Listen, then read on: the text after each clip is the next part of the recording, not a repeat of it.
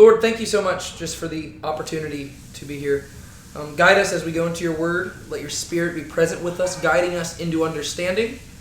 And as we grow closer and closer week by week to the conclusion of this book, I pray that we will continue to plant the stories deep within our hearts so that in the days and weeks and months and years to come, we'll be able to call back on them because we know that your word will not return void, God. And so help us remember these stories, help us learn how to apply them into our lives and take principles from them so that we can be shaped more into proper image bearers of you.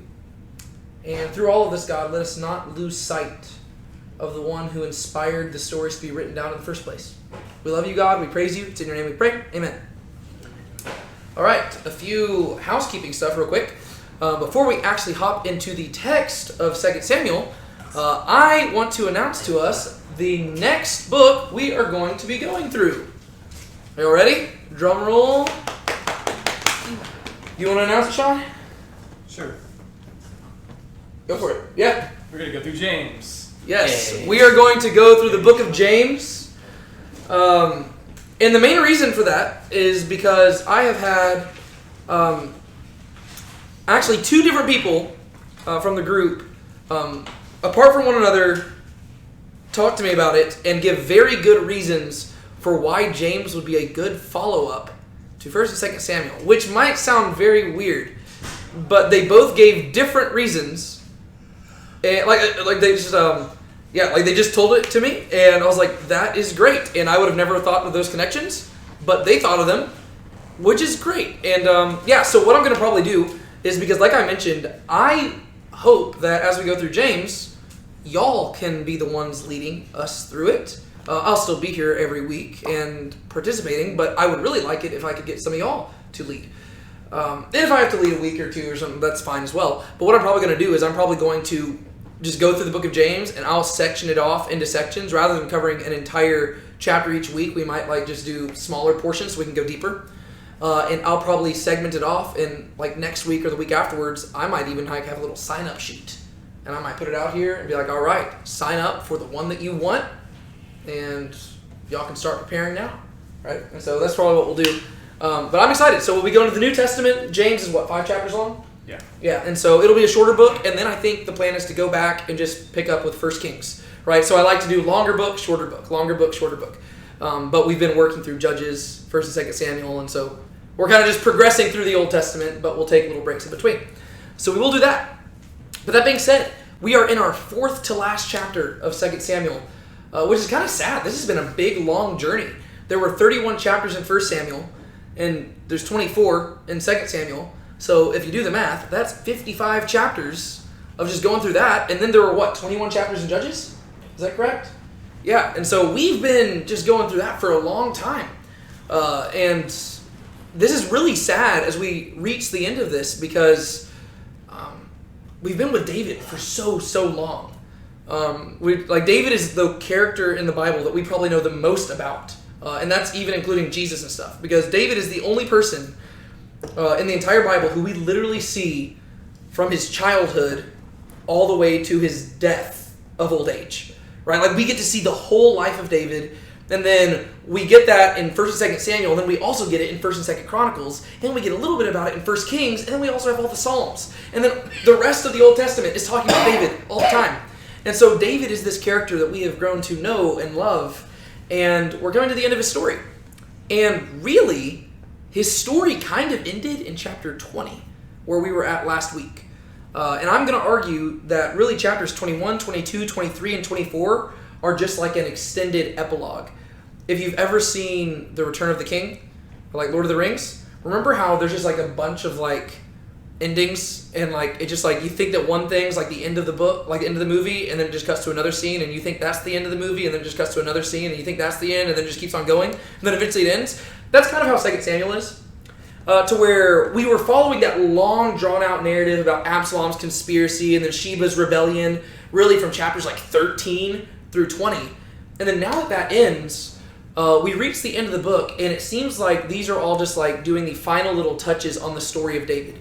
And we're not actually going to see David die in 2 Samuel. He dies at the very beginning of 1 Kings, which is interesting because that must suggest that the books of 1st and 2nd Samuel aren't just about the life of David, which we probably should have picked up on, given that 1 Samuel didn't start with the life of David, did it? It started with the birth of Samuel. And so you can always tell a little bit about a story and like what its purpose is by how it starts and how it ends. And so we see that even though we've really come to like David, the book wasn't just about him. There was actually something much bigger going on here. But David is the central figure of the entire book, right? You needed to know about Samuel so you could know about Saul. You needed to know about Saul so you could know about David. And we've been with David the whole time. But as we're going through these next few chapters, I want us to really begin to try to look at the book as a whole and think, why are these stories being included here? Because really, these chapters don't seem to necessarily be chronological, right? To where the last chapter we covered, it seems like that was near the very end of David's life, right? Like we saw Absalom's conspiracy and Sheba's rebellion. That very well could have been during the last year of David's reign. Whereas the chapter we're covering today, we don't even know when it took place, but some of the context might seem to suggest that it took place way earlier in David's reign. And so we've got to ask, well, why are we just hearing this story now? And I think that one thing that the narrator is doing is he is taking a lot of the lingering plot points of both 1st and 2nd Samuel and bringing them to a nice little close.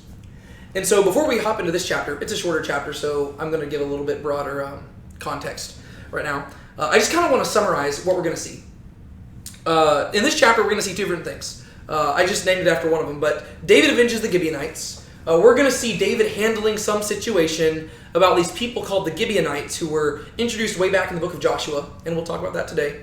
But it involves both David and Saul and stuff like that. He's going to handle that. And then we're also going to talk about David and the Philistines, right?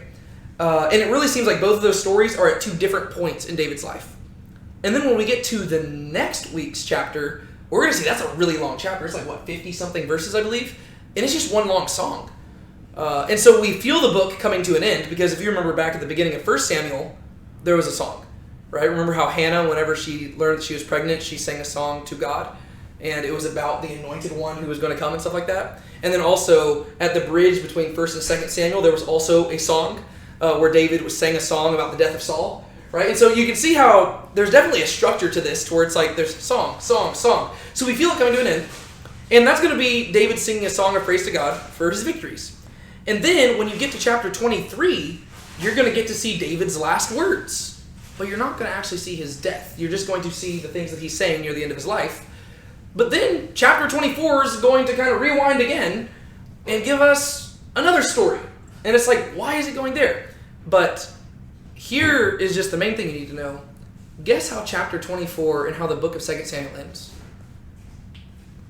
It ends with David buying a threshing floor and building an altar on that threshing floor. And eventually, that threshing floor is going to have a foundation put on top of it by David's son. And that same son is going to build a temple on top of that foundation. And so that might suggest to you what the storyline of 1st and 2nd Samuel is actually about. It's getting us from the tabernacle to the foundations of the temple, but the temple's not yet built. Right, so that's where the story is going to end. It's going to end with David buying a threshing floor, which is kind of weird, but that's where we're heading, right? So that's chapters 21, 22, 23, 24, and all of these are really just little snippets and vignettes, like a closing montage, giving you like a highlight reel of David's reign. That's not necessarily chronological, but it's all communicating something that's crucial to understanding 1st and 2nd Samuel together. Make sense? Cool. Well, the good thing about that is that means that we really don't need to cover a whole lot of context in regards to the previous chapters because the story we're about to read isn't really influenced by the stuff that happened immediately before it because we don't know when this took place. The main thing you need to know is that there's this guy named David who's a really cool dude, and he is currently the king. And the king who was before him was a guy named Saul. That's basically all you need to know for the chapter we're going into today. Sound good? All right. Sean, we are just going to start off by reading 2 verses. Okay. And there was a famine in the land, and there was a famine in the days of David for 3 years, year after year. And David sought the presence of Yahweh. And Yahweh said, "It is for Saul and his bloody house, because he put the Gibeonites to death." So the king called the Gibeonites and spoke to them. Now the Gibeonites were not of the sons of Israel, but of the remnants of the Amorites. And the sons of Israel made a covenant with them, but Saul had sought to strike them down in his zeal for the sons of Israel and Judah. Cool. Thank you. So what do we see happening here?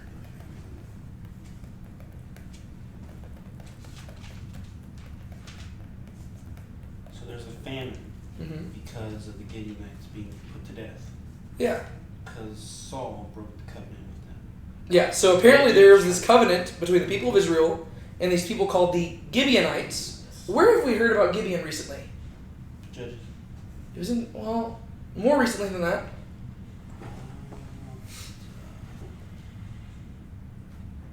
Let me see if I can find the verse.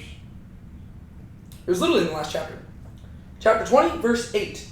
They were at the large stone which is in Gibeon, and Amasa came to meet them. Now Joab was dressed in his military attire. Do you remember this? Yeah. Right? Remember during that whole battle scene? They're at Gibeon. So Gibeon has been a city we visited multiple times in Samuel, but now the Gibeonites are going to become this major player. And so we're going to have to talk about a little bit of context about this covenant between them and Israel, because that's kind of crucial for understanding what's going to take place right here. It is also a very dramatic story, and so, of course, we got to go explore it.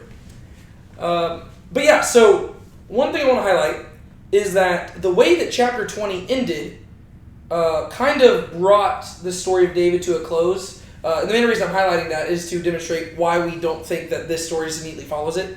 So you remember at the beginning of David's reign, and we highlighted this at the end of last week, how at the beginning of David's reign it said, and David reigned over all Israel, and here were all the people in charge.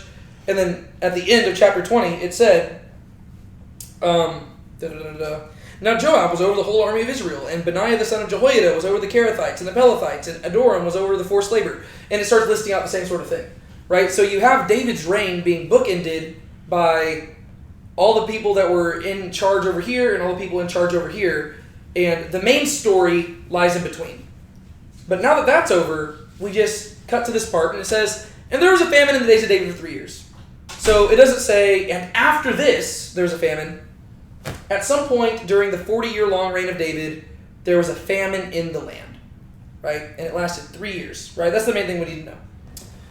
There's a famine in the days of David 3 years, year after year, and David sought the presence of Yahweh. Why do you think it took him 3 years to ask God about it?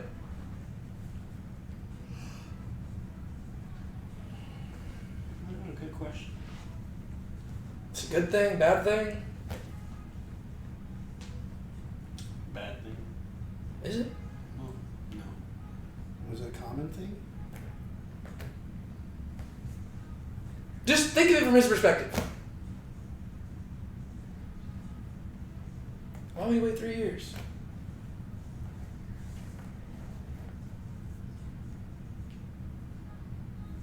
I think this is just, the answer I'm going for is just very practical, right? He looks, and if there's a famine for 1 year, he's probably like, oh, okay, maybe it's just a bad year, right?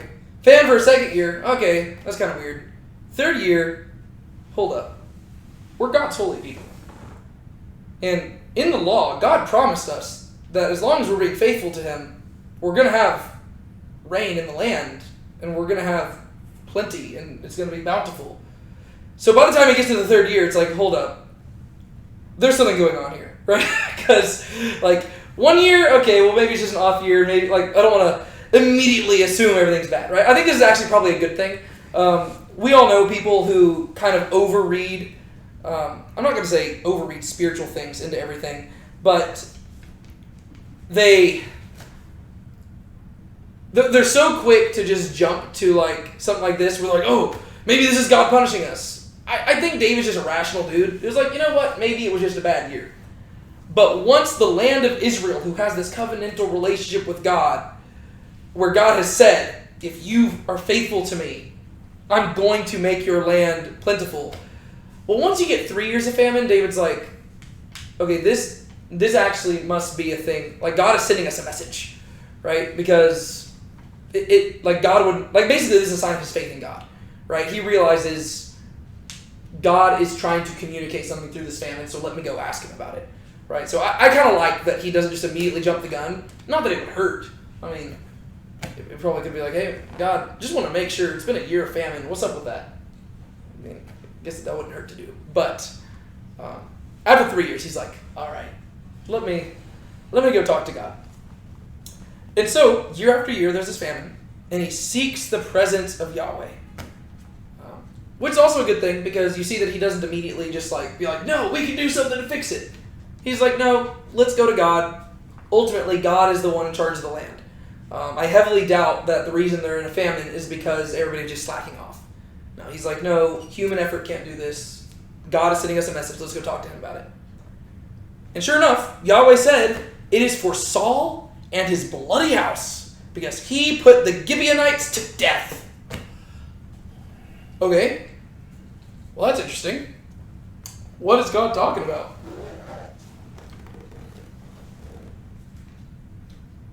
Killed the Gideon. He killed the Gibeonites. Do you remember the story? No. It's been a while. It was a trick question. I was wanting to see if anybody would shake their head yes, and I saw some of y'all shake your head yes, so I'm going to be watching y'all in the future. We actually haven't read about this story. It's not in the Bible. So if you said you didn't remember it, shame on you.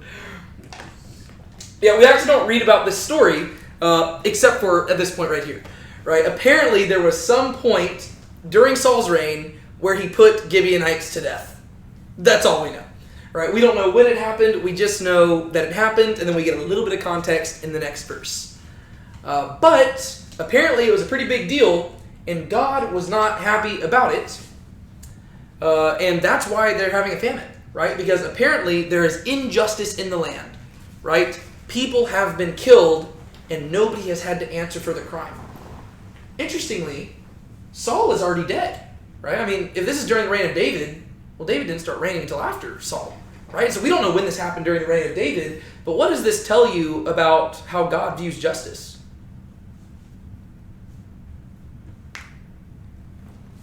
It will happen. Yeah, this is a God who visits the consequences he visits iniquity up to the third and fourth generation, right? To go back to Exodus 34, where he says that's who he is, right? He's like, no, there needs to be justice. And whenever Saul died, well, he died as punishment, but it wasn't punishment for this. This is something that he got away with, and nobody had to answer for it. And so we see that God is a God of justice. Yes, he's a God of grace, but his grace is also a grace that still demands justice, right? So the king called the Gibeonites and spoke to them. So David calls up the Gibeonites, and he's going to talk with them, and we're going to see what they say in a second. But first off, the narrator wants to give us some context. Right? Now the Gibeonites were not of the sons of Israel, but of the remnant of the Amorites. Okay, so right off the bat, what do we learn about these guys? They're like descendants of it. They're descendants of the Amorites, which means that they are...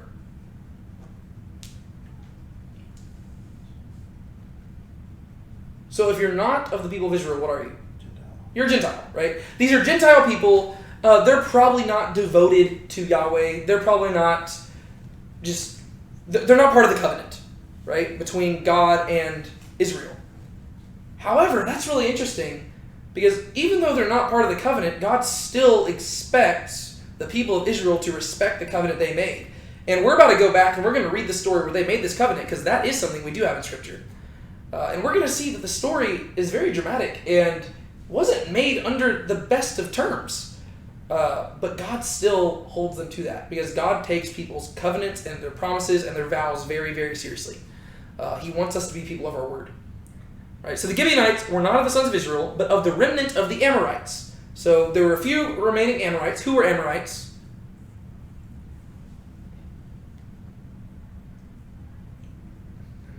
Are they descended from a lot? Those are the Ammonites. Ammonites, they're close. Yeah. Amorites, these were Canaanites living in the land, right? So technically Canaanites is like one particular group of people, but Canaanites can also refer to all the different groups that were living in the land prior to Israel conquering it in the book of Joshua, right? And so there was the Amorites, there were the Canaanites, there were the Jebusites, there were the termites and all the different ites. There were so many different ites, right? Amorites were one of them, and there's a small remnant of them from the city of Gibeon, right? Which, like I mentioned, we were in Gibeon last chapter, and I think the other time was in chapter 4, right? So we've been in that city, and those people living there were not Israelites. They were Canaanites, who for some reason had not been killed like I said, we're going to go back and we're going to see why they weren't killed. Because remember, whenever they were sent into the land, what did God tell them to do? Kill. Wipe them out, right? Make no covenant with them.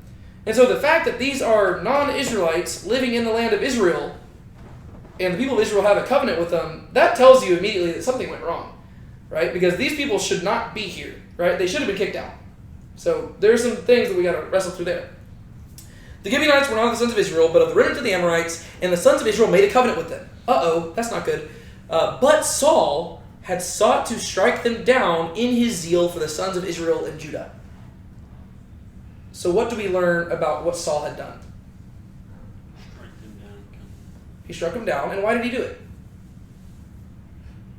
In his zeal for the sons of Israel. What does that mean? I don't know.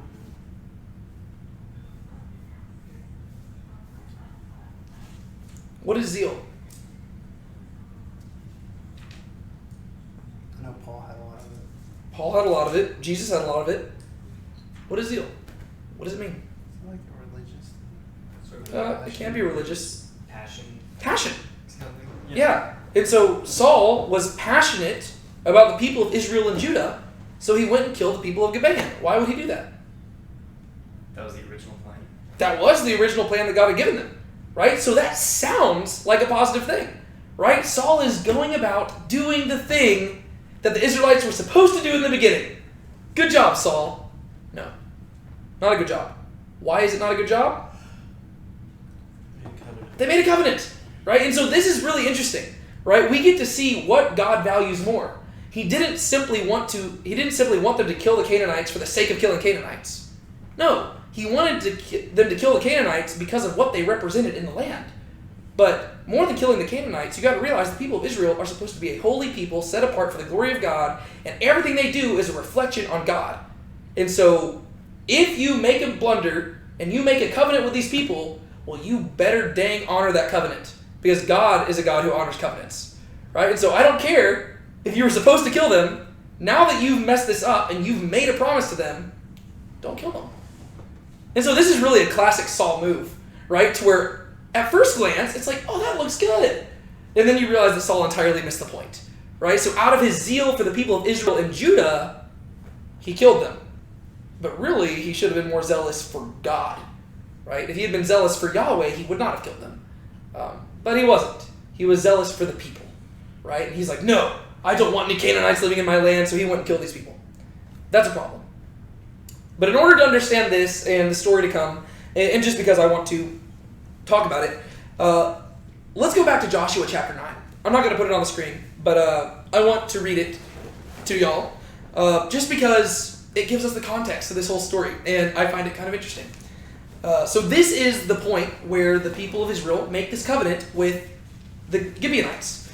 The book of Joshua is, it's the story where the people of Israel actually enter into the promised land. So Moses has died. He put his second in command, Joshua, in charge. In the early chapters, they go through the Jordan River, and they arrive at a city called, do y'all remember?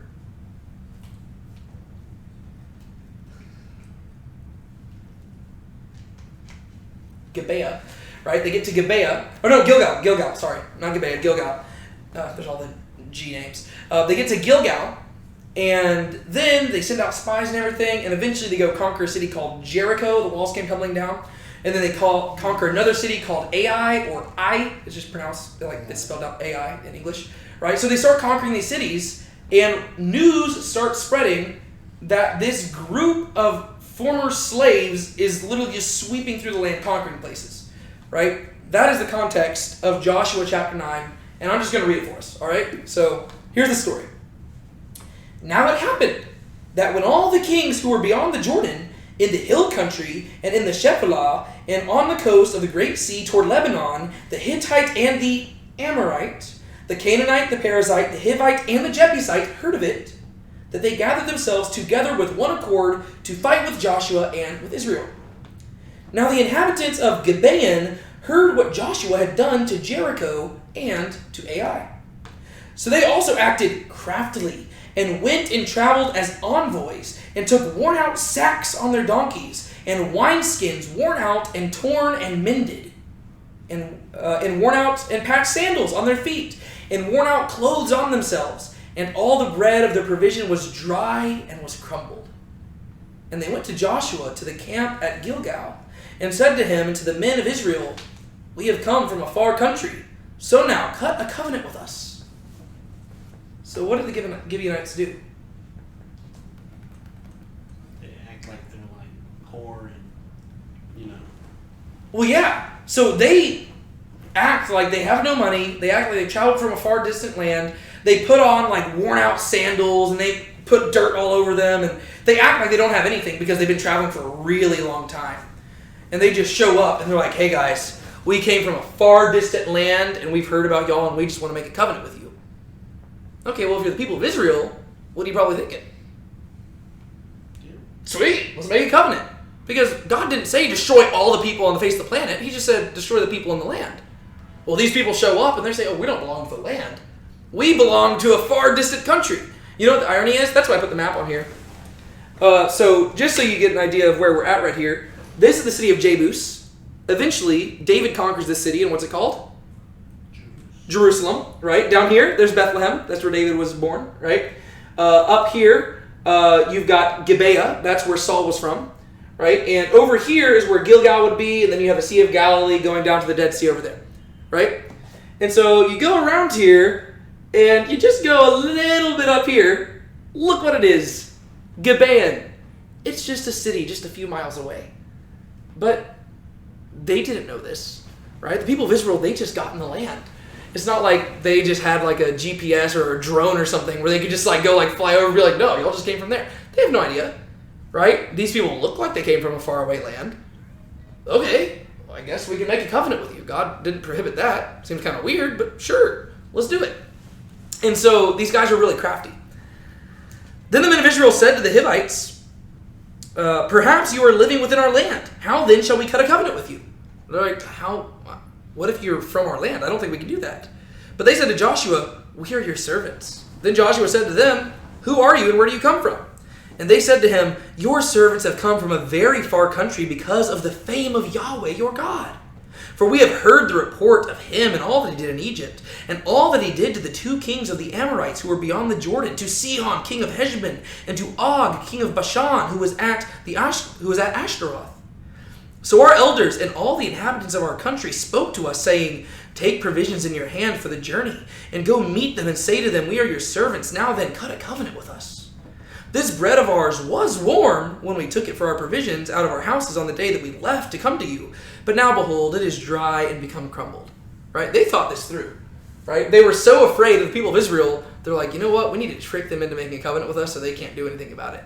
Right? And so they're like, "Yeah, we had this warm bread, but like, the journey's been so long that it's crumbled," when really they just grabbed crumbled bread and walked a few miles. "And these wineskins which we filled were new, and behold, they are torn. And these clothes of ours and our sandals are worn out because of the very long journey." So the men of Israel took some of their provisions, but they did not ask for the command of Yahweh. Right? So they didn't go ask God, "Hey, are these people telling the truth? Should we make a covenant with them?" They didn't ask God. "And Joshua made peace with them and cut a covenant with them to let them live. And the leaders of the congregation swore an oath to them." Right? So the people of Israel, they don't ask God. They simply make the covenant without asking. Now it happened at the end of 3 days, after they had cut a covenant with them, that they heard that they were near them and that they were living nearly among them. They're like, "Hold on. Are you actually from just a few hills over?" Then the sons of Israel set out and came to their cities on the 3rd day. Now their cities were Gibeon and Shephirah and Beeroth and Kiriath Jearim. We read about Kiriath Jearim before. But the sons of Israel did not strike them down because the leaders of the congregation had sworn to them by Yahweh, the God of Israel. And the whole congregation grumbled against the leaders.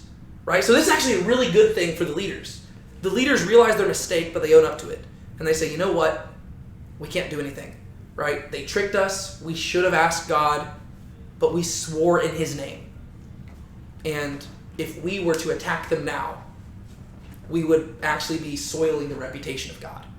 So we just got to honor the covenant. And all the other people are like, "But those guys tricked us. I think God would understand." And they're grumbling against the leaders, but the leaders are like, no, we can't do anything. Then the leader said to the whole congregation, we have sworn to them by Yahweh, the God of Israel, so now we cannot touch them. This we will do to them, even let them live, so that the wrath will not be upon us for the oath which we swore to them. This is just really interesting. The Bible places a heavy emphasis on our words. And your words matter. And if you make a covenant, you better stay true to it. Remember the story of Jephthah? That was horrible back in the book of Judges, where he swore, God, whenever I come back home, if you give me victory, I will sacrifice to you the first thing that comes out of my house. And then it's his daughter. It's like, well, he should have never made the promise to begin with, but he realized, I made the promise. I've got to do it. And even his daughter was like, you've got to do it. She probably died thinking that her dad's an idiot, but at least he was a man of his word. So the leader said to them, let them live. Thus they became hewers of wood and jars of water for the whole congregation, just as the elders had spoken to them. So rather than killing them, they end up just making them like indentured servants, basically. So they're like, okay, you tricked us. You can live in the land, but you're going to work for us. Right? And so that was the covenant between Gibeon and Israel. And the people at that time period recognized you have to honor your covenant. I don't care if these people tricked us. I don't care if they snuck their way in. We are going to be people of our word, and we're going to uphold that. Because if we don't, that has a bad reflection on God. Saul did not care. Saul's like, I don't care. Those people don't belong here. I want to show everybody that I'm a good king, and I'm not letting Canaanites stay in here. And so he actually reflects the grumbling people of Israel, and he kills them all. That is the reason why God has allowed famine to go in the land. Because you realize that Saul's actions are not simply about the Gibeonites dying. It is about soiling the reputation of God, right? Because he has now made God look like a liar. Because the people of God lied. And so that's why there's a famine in the land, and that's what's being communicated. Does that make sense? All right, now that you know the dramatic backstory, let's see how this unfolds. Sean, read the next 4 verses for us. Verses 3 through 6. Thus David said to the Gibeonites, what should I do for you?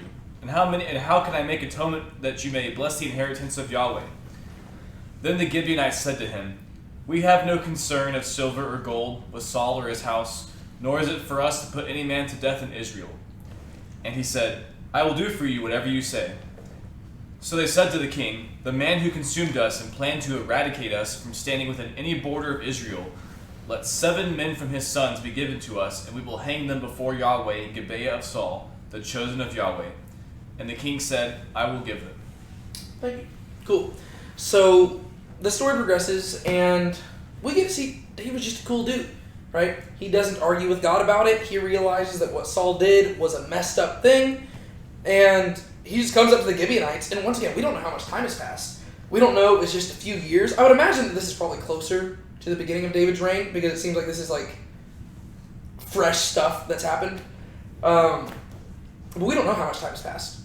And so just imagine you're the Gibeonites, and you're probably not even still, like, we know that God is still holding this over them, but Saul's dead. The Gibeonites probably aren't even super mad about it anymore. I mean, they probably are upset, and it's not like they're just like happy, oh yeah, our people died. Nothing like that. But the guy who did it is dead. And it seems like everybody likes David. But just imagine, like, David just shows up one day. He's like, hey, I heard that the former king wronged you. What can I do to make it right? They're just a cool guy. Right? David is just a really neat dude. So he said to the Gibeonites, what should I do for you? And how can I make atonement that you may bless the inheritance of Yahweh? How does he handle this situation?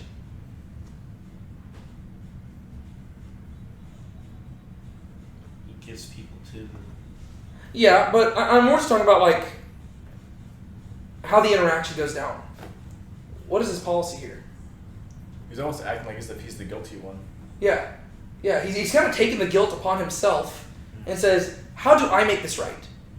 Which is really interesting, right? Like, you would expect him to come in and start, like, negotiating, right? He's like, hey, here's the deal. I heard that the former king did this, and I want us to be on good terms, so here's what I'll give you. And he would lay down the ground rules. But he doesn't do that. He shows up, and he gives them the opportunity to ask for whatever they want, right? He's just like, hey, what can I do to make this right? Right? What should I do for you? Technically, it wasn't his sin. He doesn't need to do anything. But that's not how this works. David realizes he is the king of Israel, and therefore he represents all the people of Israel. Saul was the former king of Israel who represented all of the people of Israel. And so even though David isn't a direct descendant of Saul, he still receives the consequences of Saul's actions, right? And so that guilt is still upon him until he handles it, because he is the leader of God's people. What should I do for you? And how can I make atonement that you may bless the inheritance of Yahweh? So what is David's main concern? To make an atonement. To make an atonement, but what is the end goal that he wants? To bless the inheritance of Yahweh. Yeah, so he's chiefly concerned with how they view God, Yeah. right? How can I make this right? Not, like he doesn't say, what can I do to atone for so you're not bitter against us? No. What do I do so that you bless what God has given us? Right? Like he wants them to acknowledge, like, Yahweh's the one who gave us this land. And you can be bitter to us about a bunch of stuff, but I don't want you to be bitter against God. Right? Because we made a covenant with you, and Saul broke that covenant. And you have every reason to be bitter, because that means that we came in here and we were like, technically we should have killed you or kicked you out to begin with. But once you made that covenant, you were allowed to have this land. So how do I make this right? Because he doesn't want them to have animosity against Yahweh. Saul was concerned more about his image, but he's concerned more about God's image. Classic David and Saul stuff. Yeah. Then the Gibeonites said to him, we have no concern of silver or gold with Saul or his house. Right? They're like, we don't want payment. Right? You can't just pay us off. You can't give us money. We're not motivated by that. But they're going to say what they are motivated by.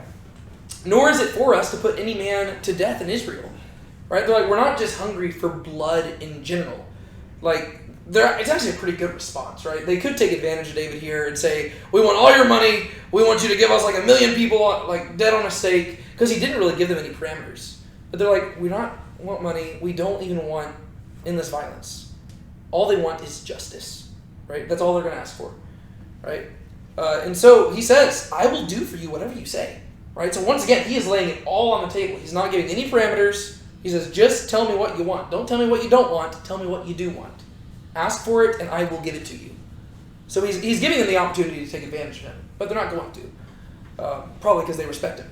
So they said to the king, the man who consumed us and who planned to eradicate us from standing within any border of Israel, let 7 men from his sons be given to us, and we will hang them before Yahweh in Gibeah of Saul, the chosen of Yahweh. And the king said, I will give them. Okay, so that's kind of weird, but what's going on? They want the relatives of Saul's kids. Yeah, they want descendants from Saul, right? Which tells you that this is probably earlier in David's reign before all of the sons had been totally killed off. Because remember, there were points in the story where it said that none of Saul's ancestors were left. Yeah, so so they asked for 7 of Saul's descendants to be killed. Unfortunately, this is just part of justice, right? That the sins of the father will fall upon the children. Does this mean that these 7 people were directly guilty for that sin? No, not necessarily. But sin has consequences, and sometimes the sin you commit could end up having negative consequences on your own kids, right? I've used this example plenty of times. If you go squander all your money today, your kids in the future are going to have to deal with the effects of growing up in severe debt. That's just how it is. If you go murder a person and get thrown in jail, your kids are going to have to deal with the fact that they did not have a father in the house, right? Like, that's just how it works. David, he had a son, a little baby boy, who died as a result of his sin with Bathsheba, right? That child never did anything, but the kid had to die as punishment for sin, right? There is also the possibility, like, I've read a bunch of different commentaries on people trying to figure out why exactly it was 7 men. Some people speculate that maybe Saul killed 7 Gibeonites. Like, maybe it was just like a, eye for eye, tooth for tooth. 7 men were killed, therefore give me 7 men. But they don't want them just from Israel. They're like, it was Saul who did it. Saul's descendants should be the ones to pay for the crime. Or it could be that these 7 people are the ones who are guilty of it. And maybe those 7 people are the ones who went at Saul's command and actually committed the crime. We don't know. Ultimately, we have no idea, but David apparently does view this as a just action. So whatever it is, it's just, and we're going to see that God responds favorably to this, so God seems to think that it's just as well, even if we don't know all the answers as to why exactly this was the exact punishment. But one thing I want to highlight as well, they say, let the 7 men from his sons be given to us, and we will hang them before Yahweh in Gibeah of Saul. Right? So they even recognize that this act of justice is not just an act of justice on their part. Even though they're Gentiles, they realize that this is an action before God. Right? They are performing this action in the eyes of God to communicate that justice has been dealt out. And why would they want to do it in Gibeah? What was the significance of Gibeah to be differentiated from Gibeon? 2 different cities. Saul's hometown. Yeah, Gibeah is Saul's hometown, which is kind of sad. But the idea is that these 7 descendants of Saul are going to be killed in Saul's hometown, and that's going to send a message, right? This is y'all's fault. Y'all did this. Saul is the one responsible for these 7 people dying. But also keep in mind that it's not like Gibeah was like this super righteous place where just everything great was going on. Remember, we read about Gibeah in the book of Judges as well, right? They're the ones who looked kind of like Sodom and Gomorrah, but sadly in the land of Israel. And so the people of Gibeah were not amazing and righteous, but still, that's a pretty harsh message, right? 7 of your own people being hanged for the sake of Gentiles, interestingly enough. So let 7 men from his sons be given to us, and we will hang them before Yahweh in Gibeah of Saul, the chosen of Yahweh. That's also interesting, isn't it? So what do they call Saul? Chosen. The chosen of Yahweh. God's anointed. Yeah. So it shows that they still give Saul respect, despite all that he's done.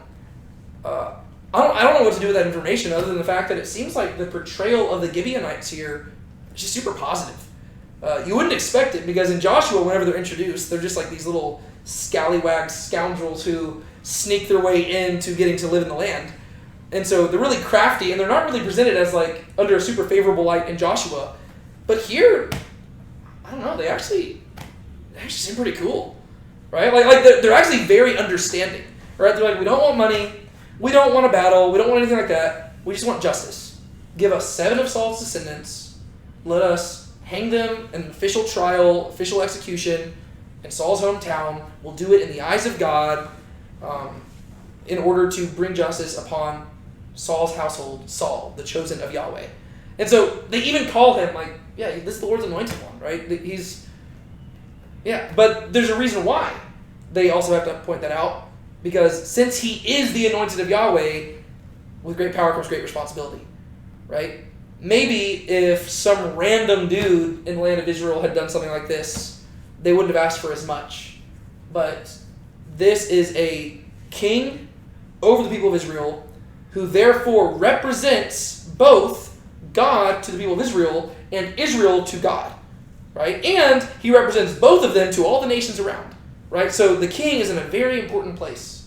And whenever he does something like this, there are consequences, right? And so maybe that's why they're referencing him as the chosen of Yahweh. They're like, hey, it needs to be a public thing, right? This needs to be something where people realize that the king committed a grave and sinful act that is reflected poorly on God. It's reflected poorly on the people. This needs to be made official. It needs to be made public so that everybody can know that sin has been atoned for. But still, it's pretty reasonable, right? I know it sounds kind of brutal. You just gotta realize this is a different culture than we live in, right? I mean, if somebody did something like this to us, I think that we would naturally want other people to pay, but I would certainly hope that a lot of us would just like forgive them and be like, it's all right. You don't need to kill 7 of your kids. But I think that's actually a very favorable light. Do y'all have anything else y'all noticed about this? Well, just rather than everyone having to die, 7's like people who may have been responsible died in their place. Like Yeah. 7 might be a sacrifice to save everyone and the relationship. Yeah, that 7 people die in the place of many. Yeah. Right. So yeah, and for whatever reason it is, it seems to be a reasonable thing. And so he says, I will give them. David says, I will give those 7 people. And I just like to highlight the word give there, because typically whenever we think of kings in the land, what is the word that Samuel repeated over and over again in regards to what kings would do? He'll take. But David gives, right? He's a giving king. And we do see him take at one point, and that was where he took the wife of Uriah, right? And so I was like, oh no, David's acting like a worldly king. But right here, David he's being a good guy, right? He is giving these people, and he's giving justice. But what's interesting is that he isn't just serving the people of Israel, right? He's also serving Gentiles, right? And in that way, David is kind of foreshadowing the Messiah, right? Because the Messiah will be the king of Israel, but also the king of all the nations, right? He's going to rule over Jew and Gentile. And David here is foreshadowing that, right? He is serving not just God's people, but the other people who kind of snuck their way into God's people, right? And that would be us. We're the Gentiles. We're the ones who snuck our way in. And so David is serving them as well. And so we move on. Verses 7 through 9, Sean. But the king spared Mephibosheth, the son of Jonathan, the son of Saul, because of the oath of Yahweh which was between them, between David and Saul's son Jonathan. So the king took the 2 sons of Rizpah, the daughter of Aiah, Armoni and Mephibosheth, whom she had borne to Saul, and the 5 sons of Merab, the daughter of Saul, whom she had borne to Adriel, the son of Barzillai, the Maholathite. Then he gave them into the hand of the Gibeonites, and they hanged them in the mountain before Yahweh. So the 7 of them fell together, and they were put to death in the first days of harvest, at the beginning of barley harvest. Perfect. Thank you. All right, so what happens? We named names and they got hanged. They named names and they got hanged. Yes, exactly. So first thing is that we see that David spares Mephibosheth. Yeah. Okay, well that's cool. We kind of already knew this because we've heard about Mephibosheth later on in David's story. But who was Mephibosheth? I mean, it kind of says it right there, but he was the son of Jonathan, right? And so technically, he falls into the category of people who could have been killed, right? Because we're just looking for descendants of Saul, and so Mephibosheth is Saul's grandson. And so he could be somebody who was killed, but he was also the only remaining son of Jonathan. And David had made an oath to Jonathan.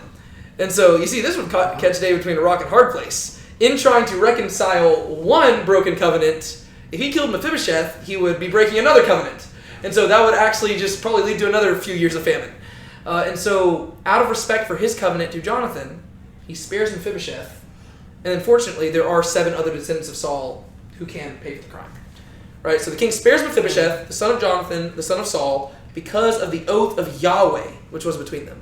So it's not just any oath, it's an oath of Yahweh. And sure enough, if you go back to 1 Samuel, when David and Jonathan make this oath, they make it in the name of God. All right? They're like, hey, I swear by Yahweh, as Yahweh lives, I will take care of your family. I will show hesed to your family if anything happens to you. Right? And they make this mutual covenant with one another. And so they have this covenant, and David's like, I am not going to break one covenant in order to fix Saul's problem, because the whole point is to be people of your word.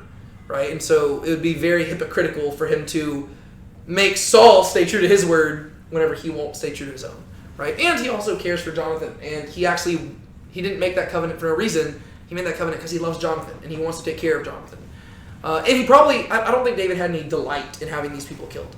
Because we've seen that David, even though Saul did a lot of bad stuff, he still respected Saul. And he wanted Saul to be respected. And I kind of think that, yes, David is serving the people and trying to get rid of this famine, but I think that he's also trying to show Saul respect right here, and he's trying to right Saul's wrongs, so that Saul's name doesn't go down in history as the dude who killed the Gibeonites.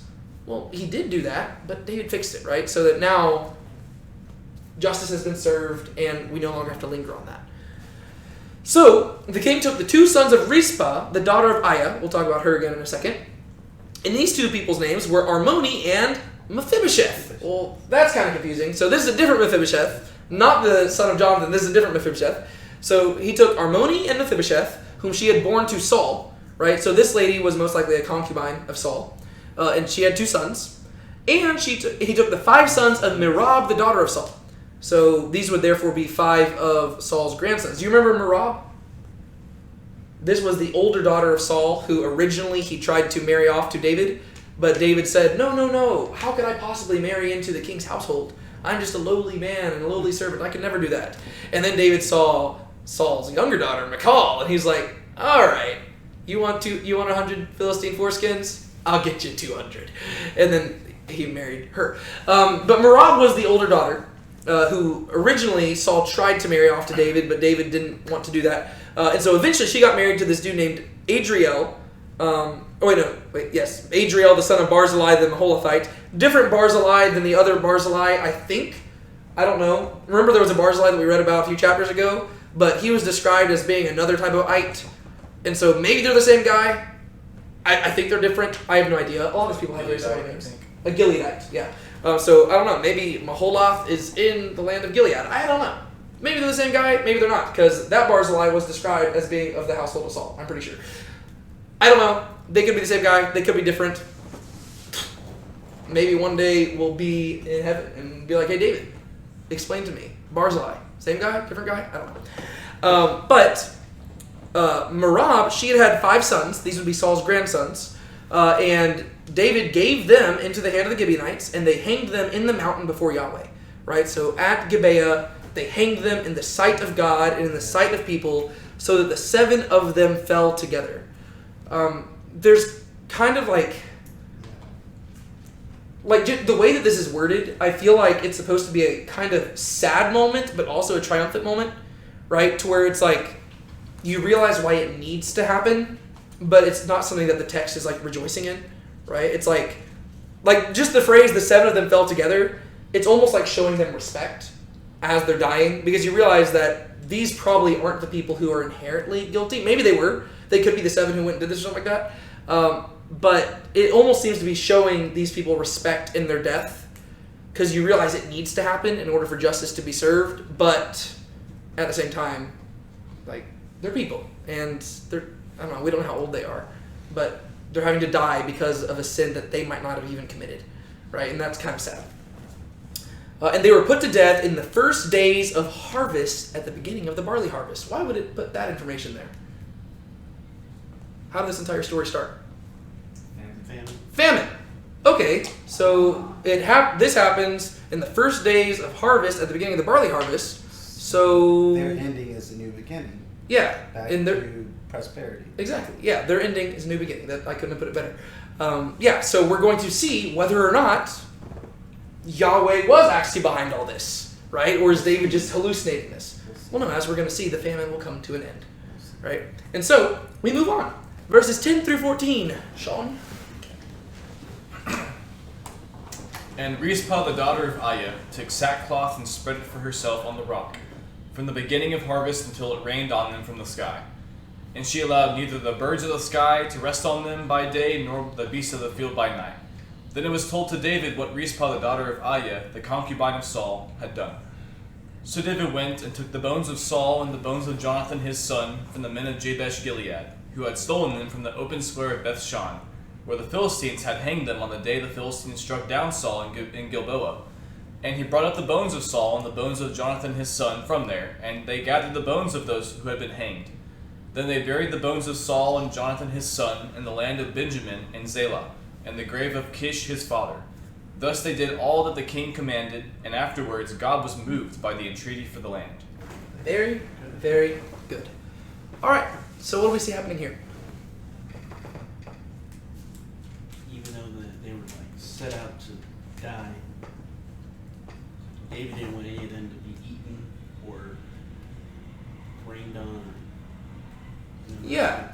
So David allowed justice to be served, but he wasn't cruel to the bodies, right? He showed respect even here as well, right? So Rizpah, the daughter of Aiah, we just talked about her, right? 2 of her sons were the ones that died, right? There were 2 sons of Rizpah, and then there were the 5 sons of Merab.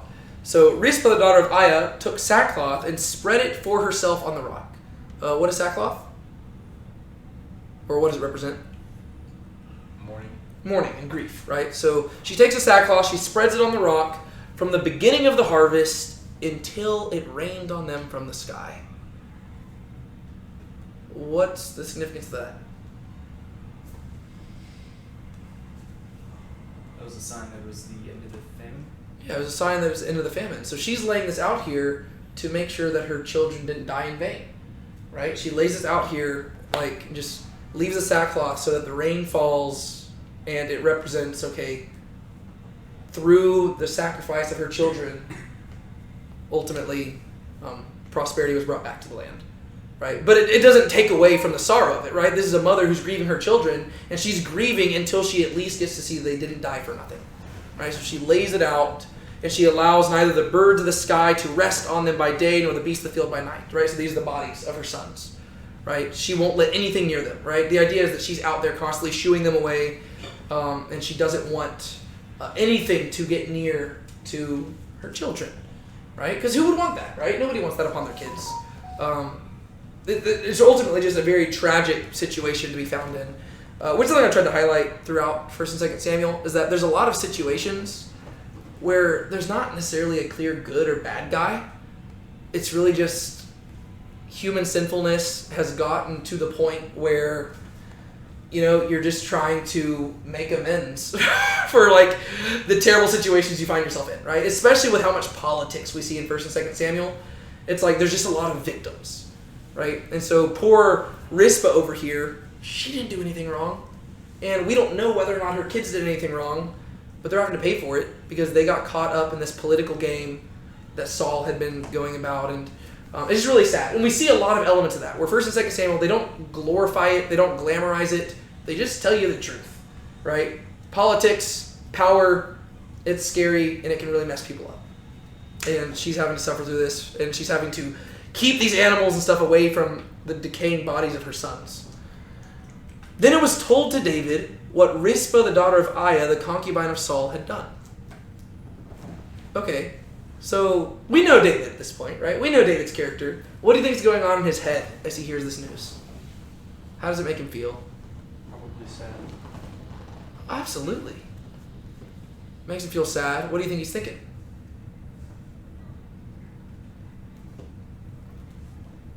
What can I do to help? Yeah, I gotta do something for this girl. Right? This mother is grieving. And we know that David is a person who doesn't mind killing, but it's not something he just wants to do. Right? He will do it if it's necessary. And this probably breaks his heart. He hears about this lady who's stuck out here just weeping, waiting for it to rain, trying to rush these animals away from the decaying bodies of her kids. And he's like, I gotta do something. So David went and he took the bones of Saul and the bones of Jonathan his son from the men of Jabesh Gilead, who had stolen them from the open square of Beth-shean, where the Philistines had hanged them on the day the Philistines struck down Saul in Gilboa. Whoa, that was a lot of information. Where do we read about that? At the end of 1st Samuel. The very end of 1 Samuel. Do you once again see how all of this is kind of coming to a conclusion? Right? You feel the whole book kind of culminating in these little epilogues. Like all different plot points are coming together. And yeah, we read about this story. Originally, the book would have been one book. 1st and 2nd Samuel is just Samuel. And if you go read like the Hebrew Bible, it's just Samuel. We split it up in 1st and 2nd Samuel because there's a nice little break in between. Right? And at the very end of 1 Samuel, we see the death of Saul by the hand of the Philistines. And then the Philistines cut off their heads and they go hang them in a town called Beth-shean. Whenever Ben and I went to Israel, we went to that town. Right? And we got to see it. And it was actually very interesting. Right? But then the men of Jabesh Gilead, they went and they got the bones of Saul, and they stole them from the Philistines, and they took them back to their town. Do you remember why they did that? Because Saul had helped them when the Amalekites were attacking them? Yeah, which goes back even earlier in the 1st Samuel, right? Because remember, the very first thing we see Saul doing as king is that He's getting an army together. he gets an army together to go help those people out. And so these people feel indebted to Saul, and so whenever Saul dies, they go into enemy territory, they steal his body and bring it back to their town as a sign of respect for Saul. They don't want his body just hanging on a wall. They want Saul with them. And so David sees this woman weeping over the death of her sons, and we don't know when this happens in David's reign, but she's also mourning the death of her husband, right? She was a concubine of Saul. And also Jonathan, who was, I guess, one of her stepsons, right? And so she's losing everybody. And so David says, what can I do? And he just wants to give them a proper burial, right? Because that was the greatest honor. Everybody deserves a proper burial, right? And so what he does is he goes to the people of Jabesh Gilead and he acquires the bones of Saul and Jonathan. Right? He says, hey, what can I do? Like, just give me the bones, please. I really want to give this a proper burial. And I imagine the people of Jabesh Gilead were all about that, right? Because they're like, we want to show respect to Saul. Here, take them. And so he brought up the bones of Saul and the bones of Jonathan his son from there, and they gathered the bones of those who had been hanged. So not only does he get Saul and Jonathan, but he also gets the 2 sons of Rizpah and the 5 sons of Merab, and he gets all of their bones together, and they buried the bones of Saul and Jonathan his son in the land of Benjamin in Zelah, in the grave of Kish, Saul's father. Thus they did all that the king commanded, and afterwards God was moved by the entreaty for the land. So if God's moved by the entreaty for the land, what do you think is going to happen? It's going to be good. The rain starts falling again, right? And so now the famine's going to be over. And that, sure enough, that's exactly what happens. So that's the end of that first little section here, and then the last part we'll be able to cover a little bit quicker. What do you think is the importance of this story, right? I mean, we've seen a lot of different components from throughout 1st and 2nd Samuel showing up in this chapter, but think from the perspective of the author, right? They're being inspired by God to write this down. They've already kind of finished the main story of David, and now they're just going to share little vignettes and little moments from David's reign to kind of wrap up the whole story. Why this story? What does this contribute, and how does this kind of conclude the story of David from one aspect?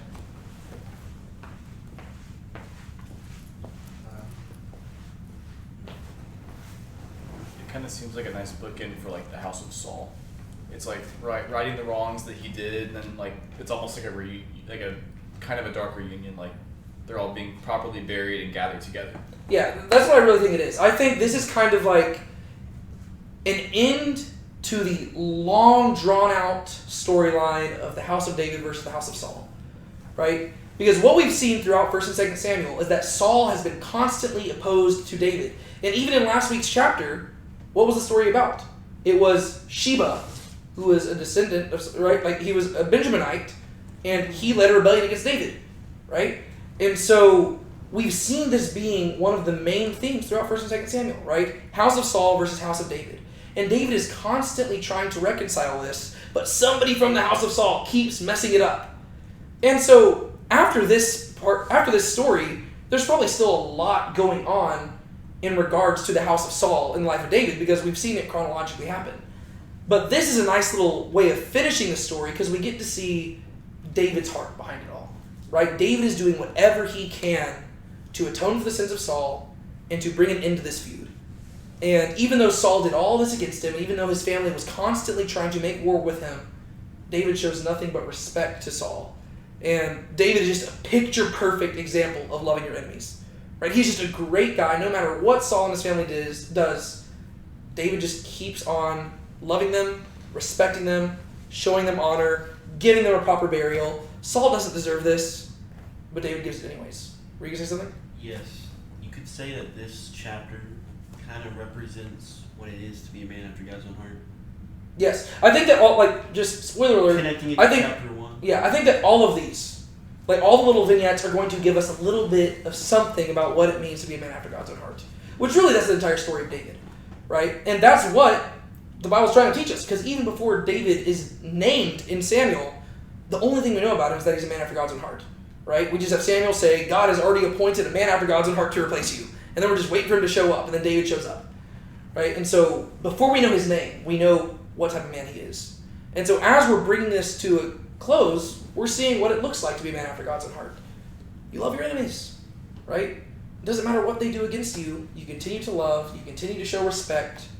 And all because something is just doesn't mean that you have to rejoice in the consequences of it. I think I talked about this before.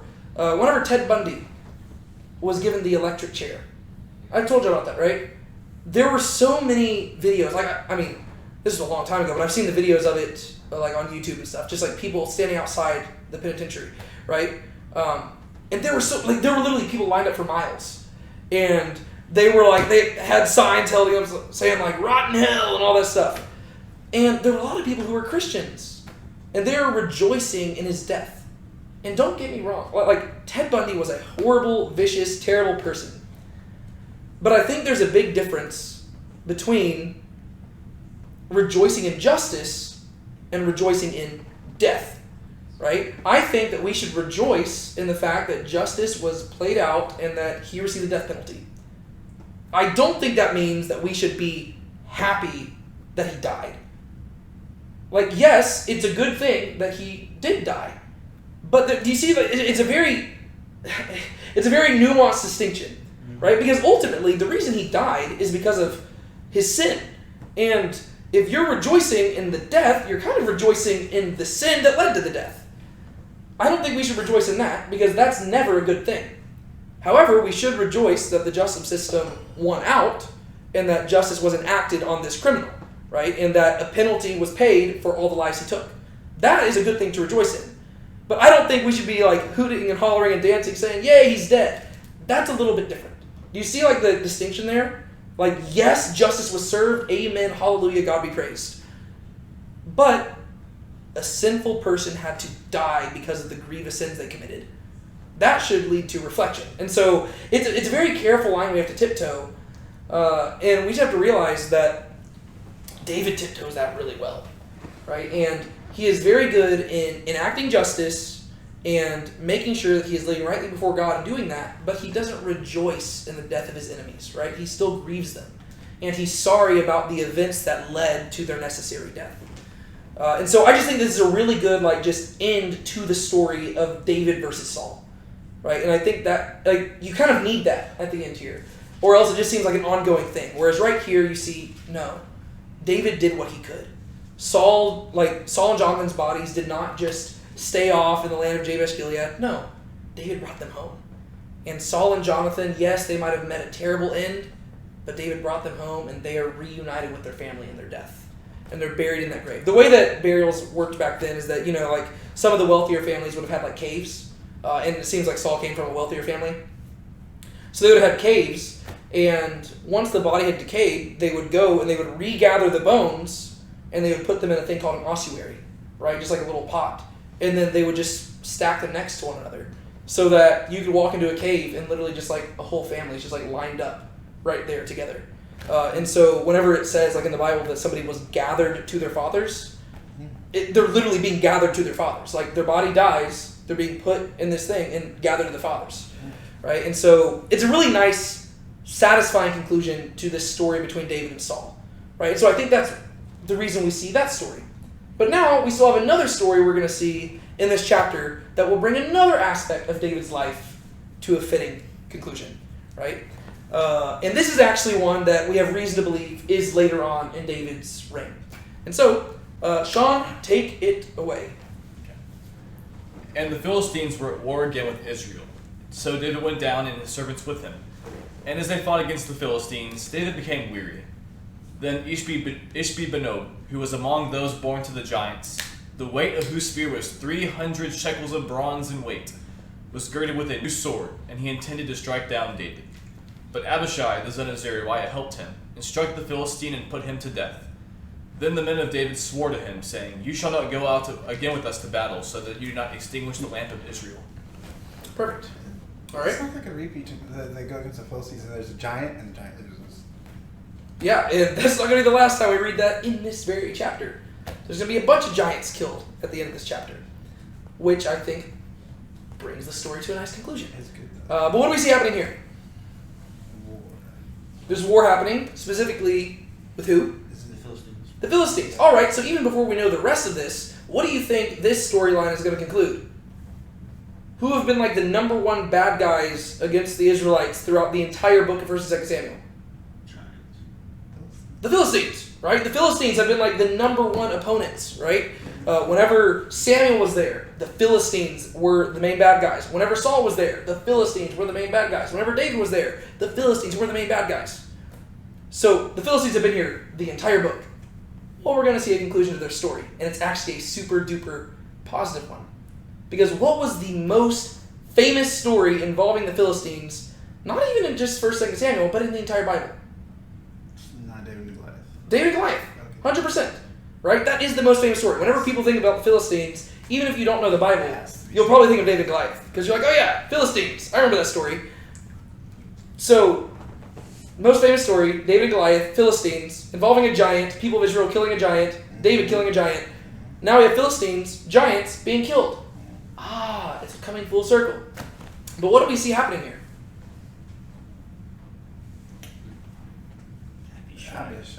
Abishai shows up. But why does Abishai have to show up? Because David is struggling. Yeah, why is he struggling? He's fighting a giant. Yes, but also, what's that? He's older. He's getting older. Yeah. So this is why I was saying this story seems to come from later on in David's reign.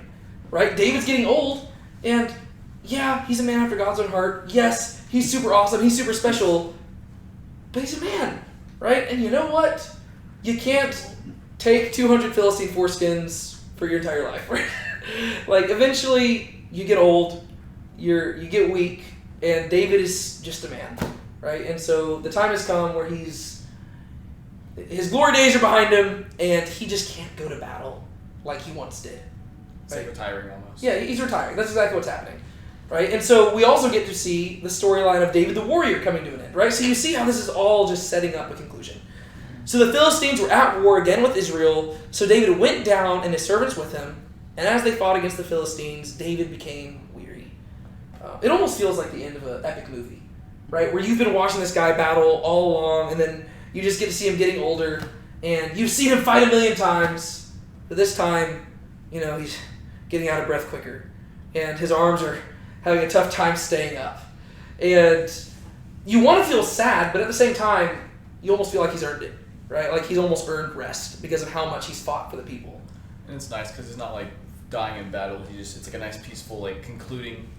Well, yeah, exactly, and that's the cool thing, right? That's why this is a satisfying story, because if this were anybody else, we would expect him to die in battle right here. But instead, we see that David was good at discipleship, right? He's not alone, right? Formerly, he stood against a giant when nobody else would, right? And Saul and all of his people were standing back, and they let a teenager walk out there and take care of their battle. But David, here he is. He's getting weary. He can't fight like he once did.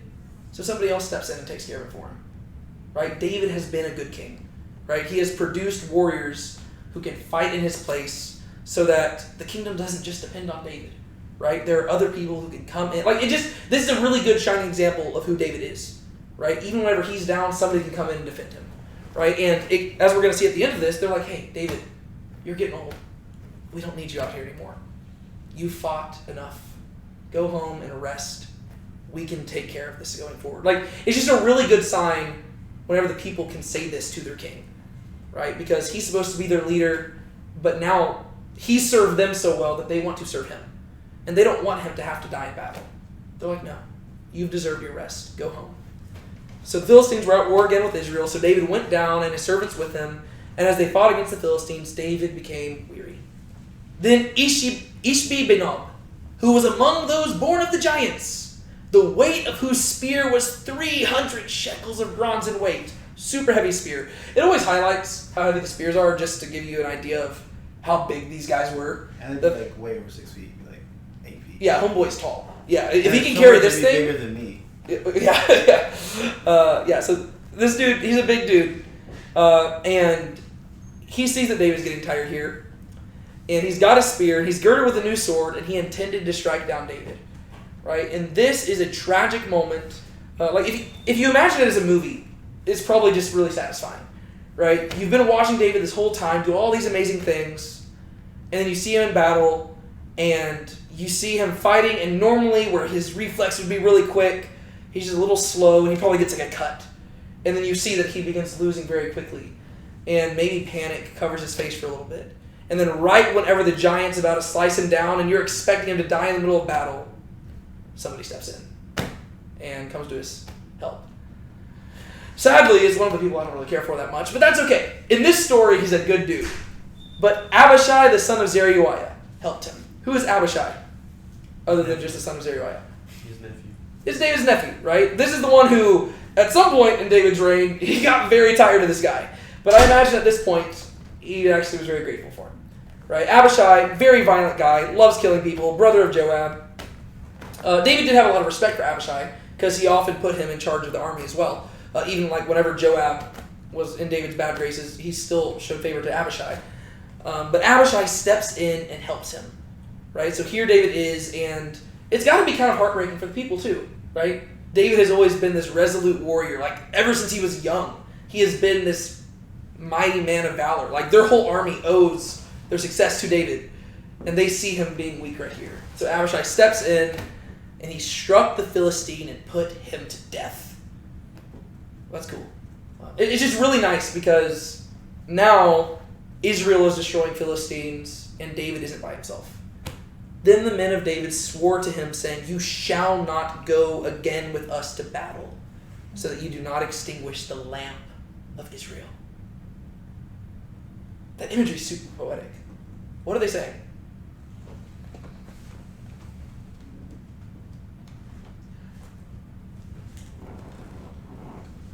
Well, is David like the lamp of Israel or something? That's what they're calling him. He's the It's a lamp pretty of nice Israel. thing to say about someone. What? That's nice to say. Yeah. They're trying to preserve and protect him a little bit. Yeah, what is the imagery? If he's the lamp of Israel, what does that imply about him? The light. He's the light.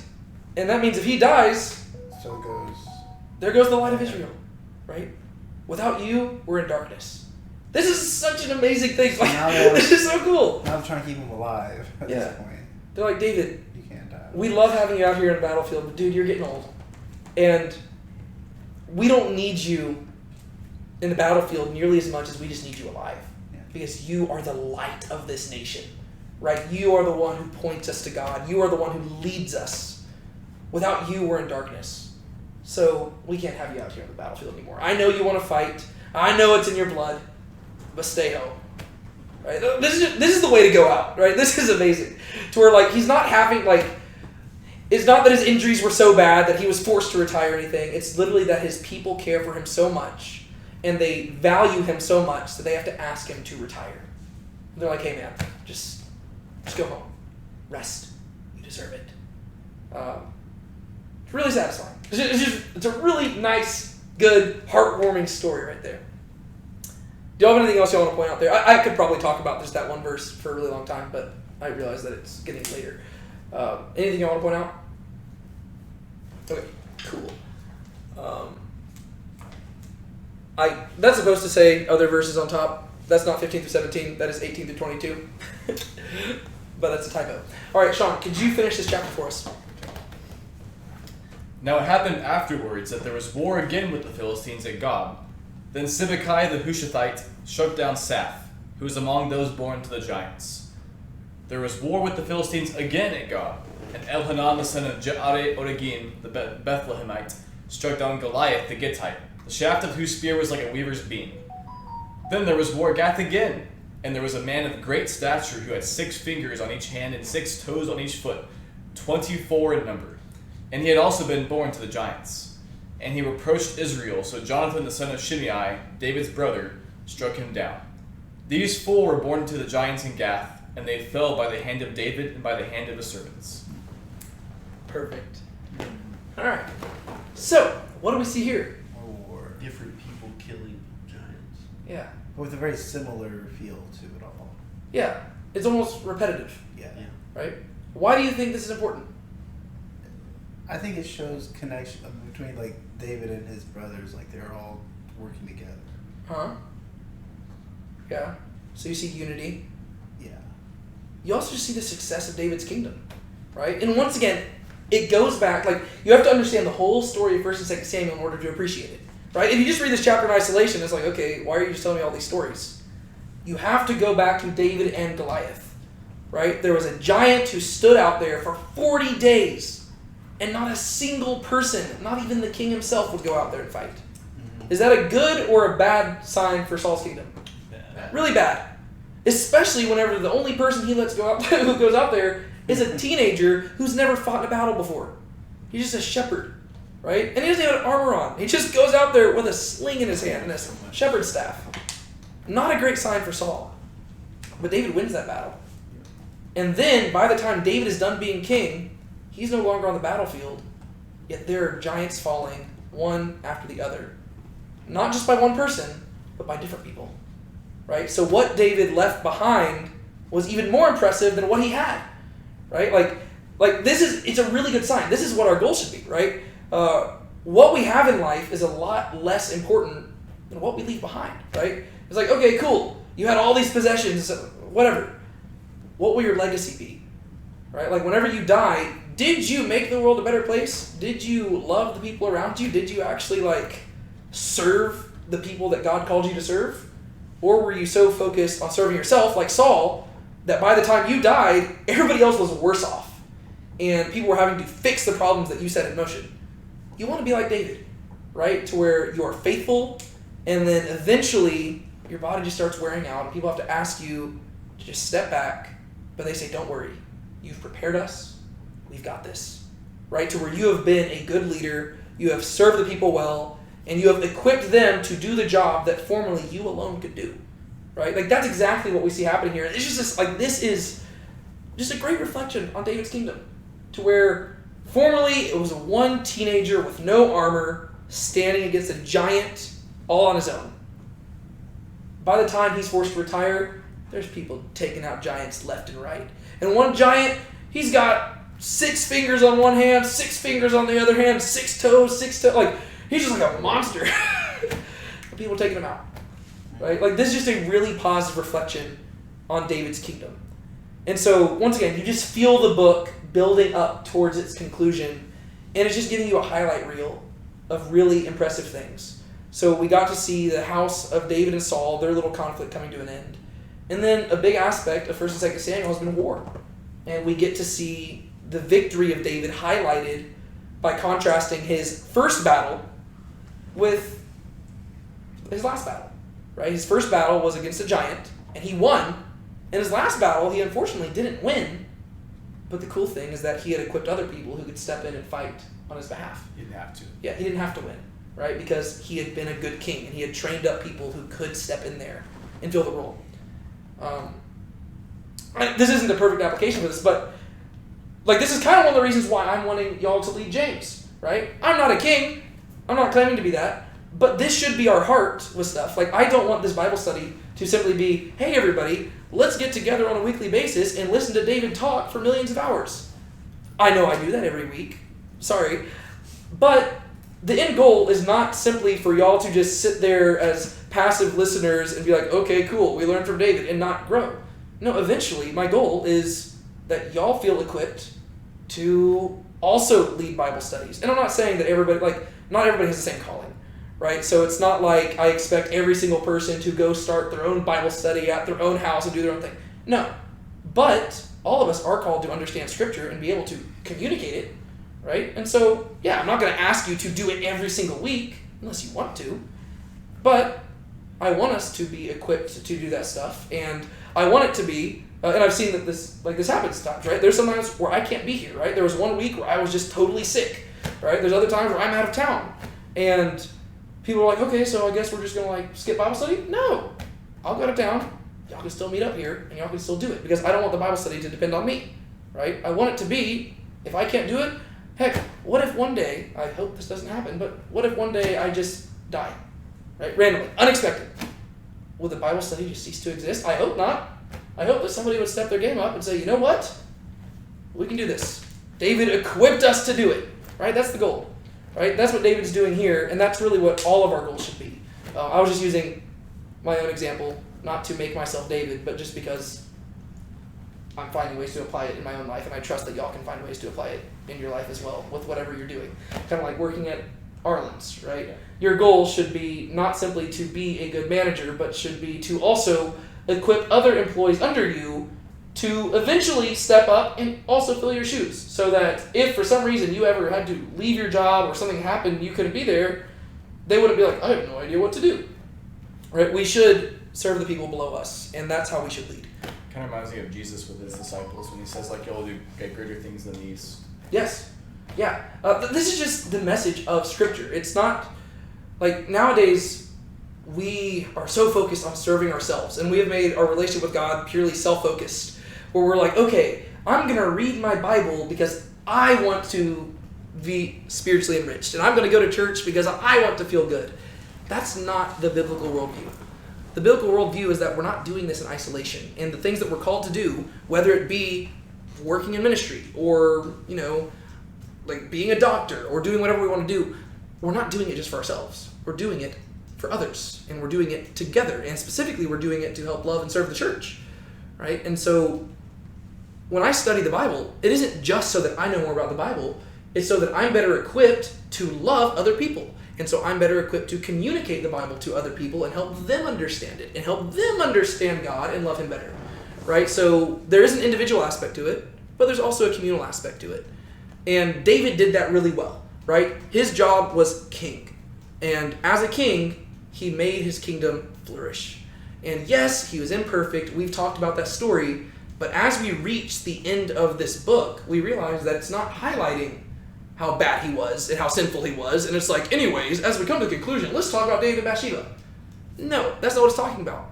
It's saying, when we look back on David's reign, yeah, he was flawed, but look at the things he did, right? He loved his enemies.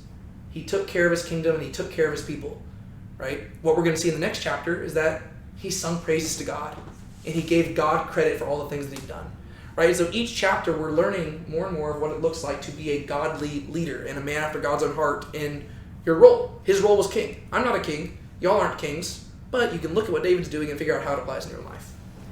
All right, let's walk through it just verse by verse really quick because we haven't done that, and I know we've kind of summarized it, but I would feel weird about it and like kind of OCD about it if we didn't actually just walk through it. So, now it happened afterwards that there was war again with the Philistines at Gob, and Sibbecai the Hushathite struck down Saph, who was among those born to the giants. So once again, sounds very familiar to what we just read, but whenever you see repetition show up in the Bible or in any book, what does that usually suggest? That there's something important or that there's like some sort of underlying theme to all of this, right? Because you could have just shared the first story if you were just wanting to share a cool story. But the fact that we're repeating the same sort of story again and again makes you think, it seems like they're trying to get me to realize something. Have I read any other stories about people fighting against giants who were from the Philistines? Oh yeah. Well, if I go back to that story, what did I learn about the person who fought the giant then? Okay, so what does that communicate about these people, right? So you have to form that connective tissue, which that's just a helpful Bible study technique. If there's something that shows up in the Bible and you're trying to figure out why it's there, let the Bible interpret the Bible, and maybe it's referencing something earlier, and there's connective tissue. David was a man after God's own heart, and the people followed him. Yeah. So they're no longer afraid of the Philistines. They're no longer afraid of giants. Because a man after God's own heart has led them, and what is he described as? The light, the lamp of Israel, right? You're the lamp, right? He is, just like Jesus, what does he call us to be? The light of the world. Jesus was the lamp of Israel, right? And he wasn't just the lamp of Israel, right? Other nations were coming to David during his reign. We've talked about this, right? And so David was doing what we're all called to do. He set an example, and the people recognized that. They saw him fight a giant in the name of God, and they're like, we can do that too. They saw him do things, and they're like, we can do that too. And eventually, they learned from him so well that they could say, you know what? You can go sit back and relax. We've learned from you. We've learned from the best. We got this. There was war with the Philistines again at Gob, and Elhanan, the son of Jair-Oregim, the Bethlehemite, struck down Goliath, the Gittite. You see how little details kind of bring back to mind little things? Bethlehemite. Bethlehem. Where have we heard of Bethlehem? That's where David is from. A giant named Goliath? That was the name of the Goliath that David struck down. The shaft of whose spear was like a weaver's beam. That's how they described Goliath's spear. So it's sharing specific information that, if you're familiar with the whole story, is calling you back to that. And so the feelings that you got whenever David fought Goliath should be building up inside of you again. And the victory that you felt whenever David struck down the original Goliath should be arising in you when this guy strikes down Goliath. Then there was war at Gath again. Gath. That's where Goliath was from. There was war at Gath again. And there was a man of great stature who had 6 fingers on each hand and 6 toes on each foot, 24 in number. And he also had been born to the giants. You see how it just lists out detail after detail, trying to emphasize, this guy, he's almost described as greater than Goliath. Well, will they be able to handle him? I mean, I don't even know if David faced somebody this mighty. And he reproached Israel. So now we see why these people are fighting. It's not just that they were giants and they had a prejudice against giants. These people reproached Israel. Why was it that David stepped into the battlefield against Goliath? For Israel. Yeah. He said, who is this uncircumcised Philistine, and who does he think he is, that he can defy the armies of the living God? He's like, that's unacceptable. You dare reproach Israel? Well, I've got a stone that would like to meet your face. And so like that's what sent David into the battlefield, because Goliath was reproaching Israel. And these giants were reproaching Israel too. He reproached Israel, so Jonathan, the son of Shimei, David's brother, struck him down. Oh no, I was trying to think. No, never mind. I was wondering if Shimei was the brother who rebuked David whenever David was there at the battlefield, but I don't think it was. I think that was Eliab. But yeah, so now we see that David's own family is also having victory over the giants, right? Because we've had Abishai, who is David's nephew, and then now we have Jonathan, who is also David's nephew, killing giants. This is really cool. We see the next generation winning. Whereas David's own brothers, they were the ones getting onto him whenever he was wanting to fight. They're like, oh, you're just a cocky little kid who doesn't know what he's doing. But eventually they came to follow him. And eventually they came to serve him. And now their kids are doing the very things that they themselves were afraid to do. So we actually get to see the generation that follows David coming to serve God. And they are sharing the same zeal for Yahweh that David had. Saul had zeal for Israel and Judah, and David had zeal for them too, but his zeal was more for God. So he approached Israel, so Jonathan, the son of Shimei, David's brother, struck him down. These four were born to the giants in Gath, and they fell by the hand of David and by the hand of his servants. That's an interesting way to end that, because I didn't see David strike down a single one of them. So how can it say that they were struck down by David and his servants?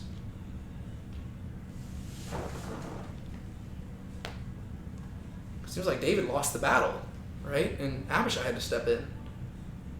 So how can you say that they fell by the hand of David and by the hand of his servants? Because of David that they need to fight the giants. Yeah. He showed them that it was possible. Because David's the lamp of Israel. He was the light who showed them the path. If it hadn't been for David, they wouldn't have been able to do it. Right? If David hadn't fought Goliath in the first place, they would have never learned how to fight a giant. But David was the one who blazed the trail. Right? He was the light shining in the darkness so that all of them could see the true path. Right? And they're like, we need to put God first. These people reproached Israel, and so there's no way they're getting out of this alive. I don't care how big they are. I don't care how many fingers and toes they got. I'm taking them out. Right? Because David was the lamp. Right? And so it's really cool, like, just that last phrase right there, it's a commentary on how to view people's legacies. Right? It's not just what you do. It's the example that you set for other people. Right? Because David receives credit for something he didn't even do. But it's because he set a good example for other people. And therefore, he gets credit for the stuff they did. This is also the danger of it, because in the previous section, we just had Saul setting a terrible example, and as a result, his descendants were killed. Right?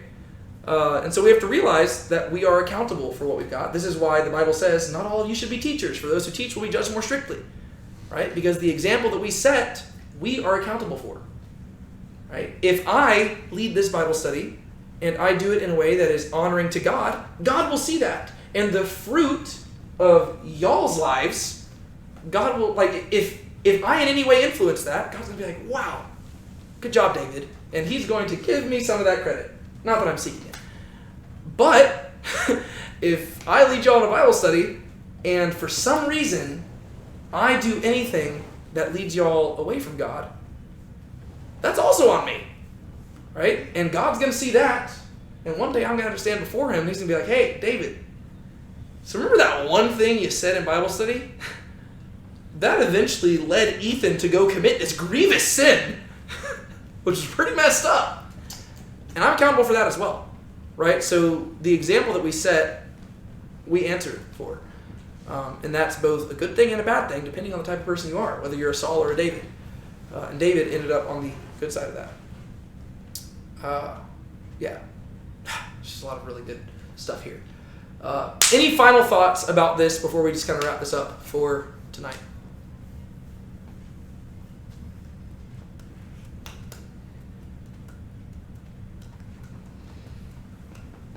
Or any other application points y'all can think of or something like that?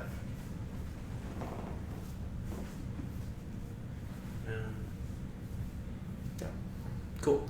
Okay, so just recap the first story about the Gibeonites. We get to see how that brings to a conclusion the end of the kind of conflict between David and Saul.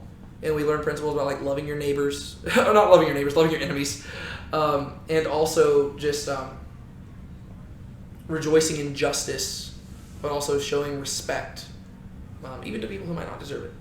Right? And then this story, this little vignette thing, we get to see kind of the conclusion of David's warrior David, I guess you could say, right? And we get to see the effect of his reign on the battlefield, right? And how he came to reign over people who fled at the sight of giants, but by the time he was done, they were triumphing over giants one after the other, right? And so we get to see that he is the lamp of Israel who guides people, and just really beautiful stuff, right? These are all really good things for David. Next week, we're going to have a long chapter, so we'll go through it a little quicker. We won't go as in depth, but we get to see David's song of deliverance, and it's going to be a song that he sings after God has given him victory over all of his enemies and after the death of Saul. Once again, when it actually takes place in the life of David, I have no idea, but it's going to be a song David sings, and he's going to say, God, you're pretty awesome, because I couldn't do this alone, and that'll be cool. Sound good? One of y'all want to pray for us?